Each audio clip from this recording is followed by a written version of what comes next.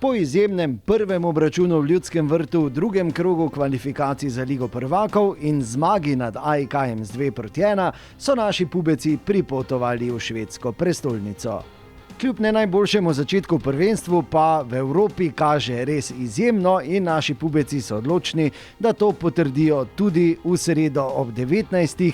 v povratni tekmi z AIK-jem. Odločni, da svojo kakovost in prednost iz prve tekme unovčijo in se uvrstijo v naslednji krog kvalifikacij. Stadion zelo lepo, fenomenalno in jutri bo zelo pomembna tekma za nas. Imamo pozitivne rezultate, hočemo zmagati seveda.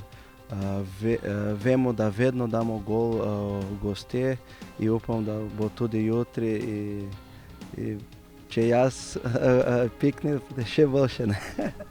Na Friends Areni so opravili tudi trening in bili z videnim seveda zelo zadovoljni, tako nogometaši kot strokovno vodstvo našega kluba.